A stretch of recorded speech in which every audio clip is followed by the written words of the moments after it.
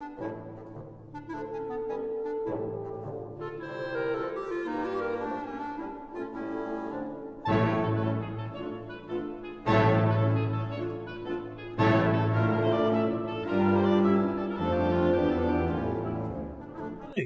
it's Tuesday, January 26th, and Sunday there were two football games. Tom Brady threw three interceptions, but his team still won. So he's going to his 10th Super Bowl. And Patrick Mahomes and the Kansas City Chiefs just took apart Buffalo. The poor Buffalo Bills. They had a great season. They haven't had a good team in 20 years or so. But they weren't up to beating the Chiefs on Sunday. So the Super Bowl in 2 weeks will be the Tampa Bay Buccaneers against the Kansas City Chiefs. A 43-year-old quarterback against a 25-year-old quarterback. And I'm looking forward to that. Super Bowl is always an exciting game. Of course, what I will do is tape the game because I don't like to watch all the commercials and all the other crap that goes on. I'll tape the game and I'll start watching it probably an hour and a half after it started. So that's what's going on over there. Now I want to talk about Rand Paul, who was a doctor, but he's a senator from Kentucky. And he just refuses to admit that the election wasn't stolen. He's claiming that the liberals are trying to force him to say that the election wasn't stolen. But not Rand Paul. He comes up with the weirdest theories in the world. And he has been a poor representative in the Senate. And one of those people who is anti-mask and is not doing this country any good. Yes, he stands alone and his opinions are his own. And they're out of sight of anybody. He does not hold the same opinion as anybody in the Senate or Congress. As I said, he's a libertarian and he thinks that he stands alone. So when he was asked by George Stephanopoulos on Sunday if he would admit that the election was not stolen from Donald Trump, Rand Paul refused to tell the truth and blamed the courts, blamed the liberal politicians.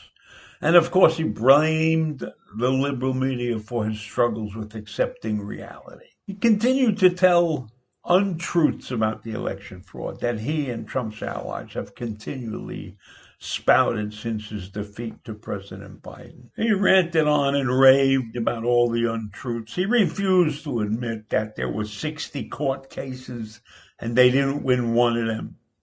And there was no evidence. He just refused to admit that the election was not stolen.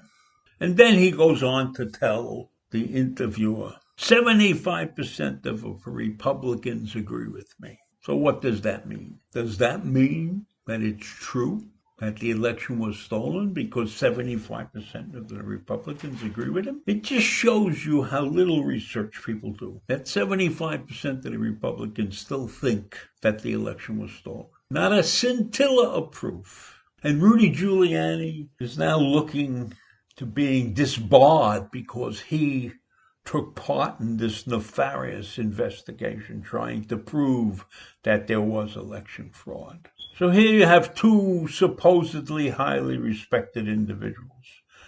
Giuliani, who made his reputation doing a great job after 9/11 as the mayor of New York.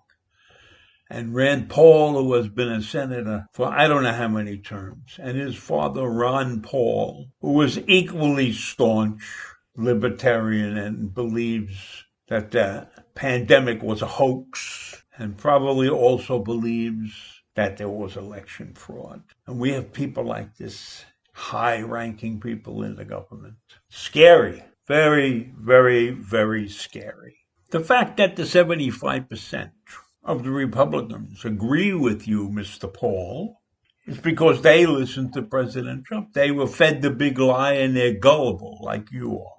And then Paul attacked the interviewer. Hey, George, he said, where you make a mistake is that people coming from the liberal side like you immediately say everything is a lie and instead of saying there are two sides to everything. It's okay, there's two sides. I believe there are two sides to everything, except sometimes there aren't two sides. Sometimes one side is telling the truth and the other side is not. So if you want to say there's two sides to everything, there's not two sides to everything when one is a lie. And the big lie in this case is that the election was stolen. And the disappointing thing is that a supposedly intelligent man often comes up with cockamamie theories and refuses to admit the truth. And then he claims that the media is against the Republicans and that the media says that all Republicans are liars. And everything we say is a lie, he said. And then he continues on, there are two sides to every story. And Stephanopoulos finally told him there are no two sides to this story. And then later on, during the day, on another channel, Republican Senator Mitt Romney said not only should the impeachment trial move forward, and he agreed with Paul, yes, indeed, there were two sides, and there was election corruption. But he said it was perpetrated by Donald Trump, not once, but twice.